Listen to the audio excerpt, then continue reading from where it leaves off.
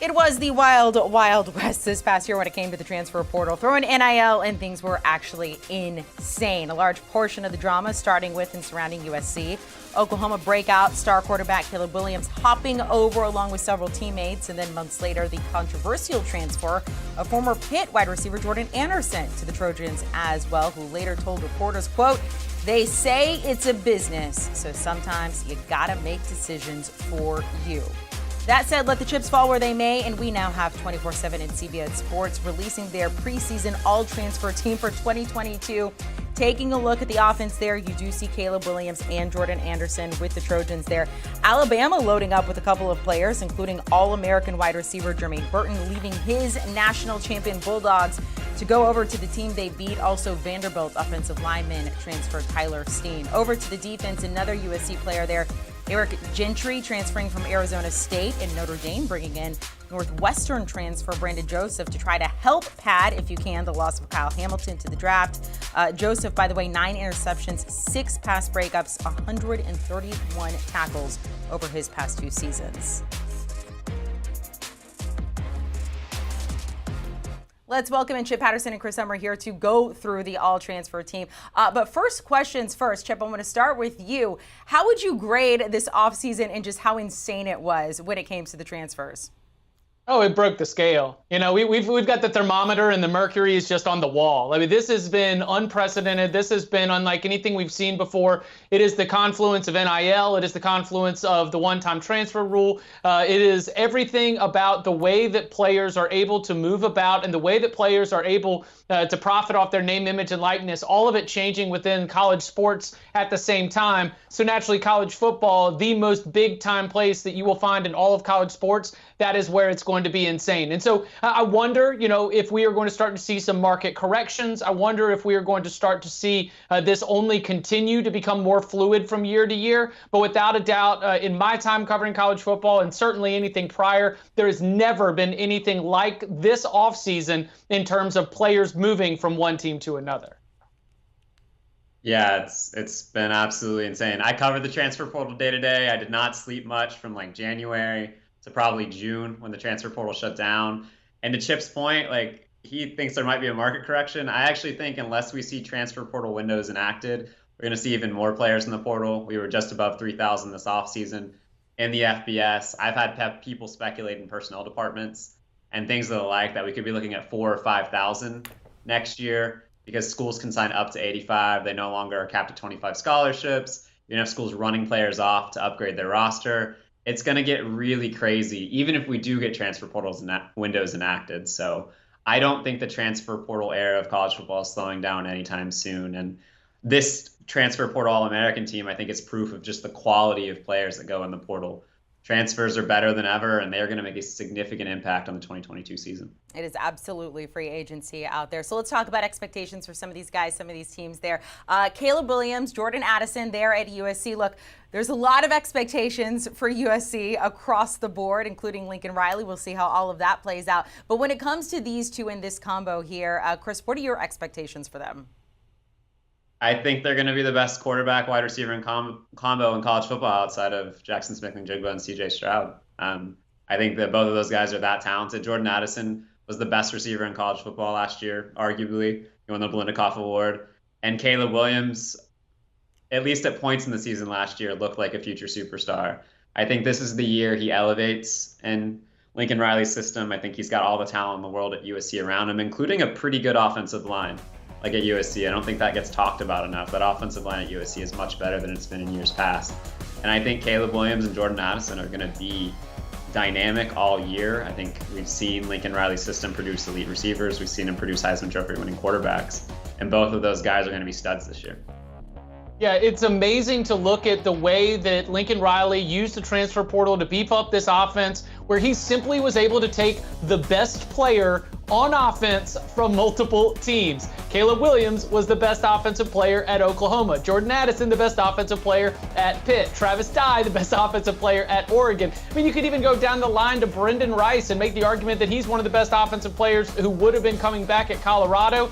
This Trojans offense is going to absolutely overwhelm opponents. There are simply not enough defensive backs in the Pac-12 that are high enough caliber where you're going to be able to have an answer for all the different options. I will say that for Caleb Williams, that's where it's going to be on him, his decision-making, his understanding of the system, to be able to read those defenses, find the mismatch, to be able to create the big play. But, man, there'll be a lot of mismatches to choose from, especially when you've got Jordan Addison on the outside. Now, I'm very much in line with Chris here. I think we're talking about the best offense in the Pac-12, one of the best quarterback-wide receiver combos in the entire country. But, big picture for USC is we don't see a ton of names on the defensive side of the ball, and we know that depth on the defensive side of the ball is going to be a consideration that we got to look at for the Trojans. But in terms of the offense, you won't find many better than what the Trojans have, and certainly with Caleb Williams and Jordan Addison. Let's head over to the team that is the favorite to win the Natty here. Let's talk about Alabama getting 2 All-American skill players. I mentioned receiver Jermaine Burton coming over from Georgia there, which is interesting.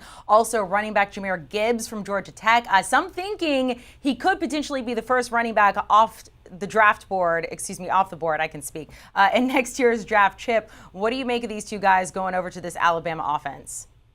Gibbs is an absolute weapon because he's great at catching passes out of the backfield. He is able to provide some real dynamic threat in that Alabama running back room, that where he's not just going to be a standard, 25 to 30 carry per game type player, but he might be a 20 touches per game type player, and his ability to contribute and to really make opposing defensive coordinators sweat, to really make linebackers and safeties be concerned about where he is at all times. That's only going to open things up for Bryce Young, who now gets what I think could be one of the most reliable options. And reliability is the key word here, because that was the biggest issue for Alabama when they started getting those injuries at the wide receiver position. There were so many of those young bucks who got out there, some of them not even on the roster anymore. Yeah, they were 4 and 5 stars coming out of high school, but clearly they were not reliable. And so I think that with Jermaine Burton, you've got someone who's going to be a little bit more reliable. Again, high talent, everything that you'd expect. And it's just interesting that, combine them with Tyler Steen, the best offensive lineman from Vanderbilt. And it's like Alabama, yes, they recruit at an absurd level. Their blue chip ratio is all up in the mid 80s. And yet, even though they've been signing nothing but 4 and 5 stars at almost every single position, they still are able to go to the transfer portal every offseason and get even better.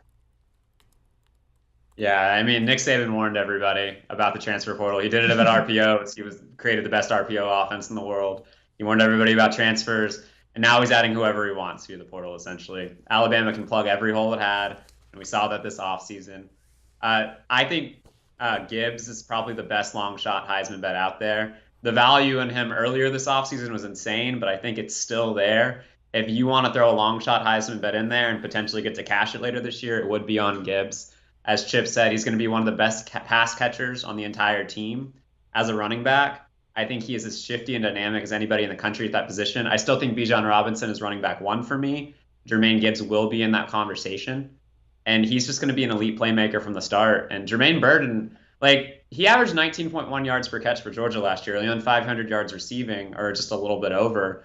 But I think if you put him in the Alabama offense, you put him in that role Jamison Williams occupied, and they are similarly fast. Jermaine's just as elite an athlete as Jamison was. I think Jermaine could be in for a huge season. I think I don't want to disparage Stetson Bennett in any way. This is not a comment at him, but you are upgrading at quarterback if you're Jermaine Burton from Stetson Bennett moving to Bryce Young. And I think in that system, Bryce and Jermaine have known each other for a long time. They're both from California. I think they could be an elite combination this year for sure. Let's head over to Florida State. Look, it's interesting there. They landed edge rusher Jermaine Johnson after he transferred from Georgia. He is now in the NFL. Chris, I want to start with you. They got a transfer, not as well known though, but very big shoes to fill here. Yeah, I remember talking to Jared Verse right after he went in the portal. He was from Albany. He was getting some not smaller offers, but he was getting some offers from places like Syracuse in the Northeast. He was an Albany kid, had a lot of sacks last year. There was a ton of potential around him. And then he blew up. This is a guy talking to people around the country that they view as like a potential 1st or 2nd round talent when you consider his body type, his twitchiness, his explosion. his ability to bend off the edge. He has all those tools. I think he might be a little slower out of the gate for Florida State this year. There's a pretty big jump in the level of competition between Albany to Florida State and the ACC. But he is someone those around the program believe by the end of the year will be an immediate difference maker and one of the better defensive ends in the country. They've done it before with Jermaine Johnson, as you mentioned, and I think they found another superstar on the edge in Jared Verse. I do expect Verse to be one of the top defensive players in the ACC and a huge part of what Florida State's going to need against an absolutely brutal schedule as Mike Norvell tries to get the Seminoles bowling for the first time since he arrived in Tallahassee. I do think that comparing him directly to Jermaine Johnson is probably a little bit unfair in terms of the expectations for Verse. Jermaine Johnson, of course, coming over from Georgia, where, like Chris mentioned, our level of competition, both in terms of the teams they play and even within your own team, is a little bit different than what you had at Albany. But the high-end ceiling here is absolutely spot on, and he has a chance to be just so important for that Florida State defense in an incredibly important season where you can look at that Florida State defense and you can find like 5 or 6 names that you like, but overall, it's going to have to be some of these newcomers that are going to be able to answer the call and be able to play well against a really brutal schedule as the Seminoles, again, are trying to make the postseason. Really quickly, let's take a look at the Fighting Irish here. Notre Dame losing Kyle Hamilton also to the draft there. They get transfer Brandon Joseph from Northwestern. He's getting high praise from his new head coach. Let's listen to this from Marcus Freeman. He's a natural leader. He's confident, which is extremely important playing the defensive back position because, listen, if you're not confident, I don't know any defensive back, corner, or safety that hasn't been confident in what he does. That's been successful. You've got to be confident, and B. Joe's very confident. He's made plays. You got to be a playmaker back there. He's done that. He's very vocal in making checks and making sure everybody's on the same page, and so that's been good. He's got to continue to improve just like everybody else. There was a play on the goal line I wanted him to make to end the scrimmage.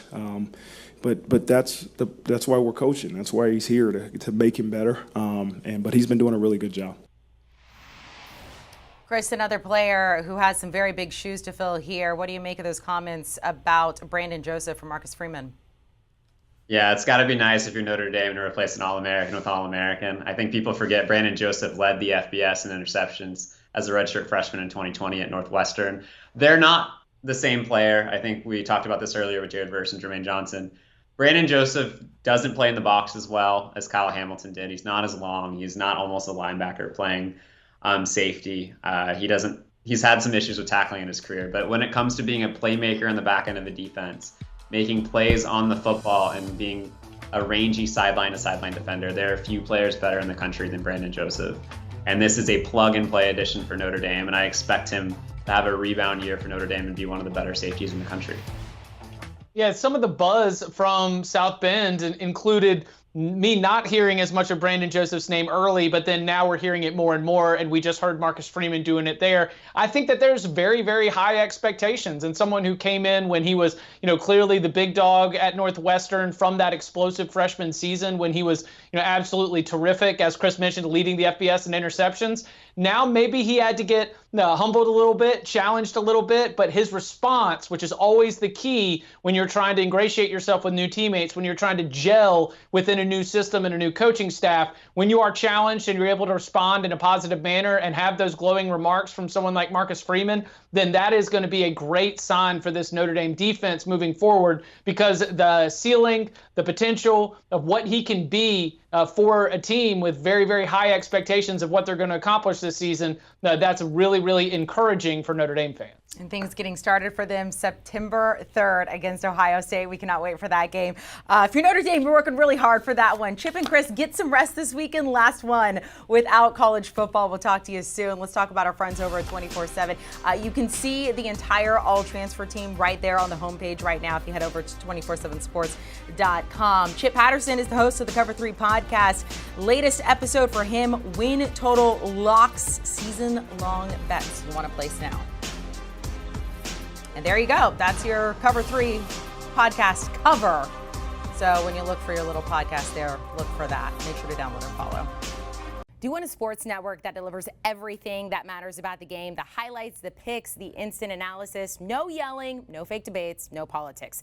Hit the subscribe button and never miss a moment.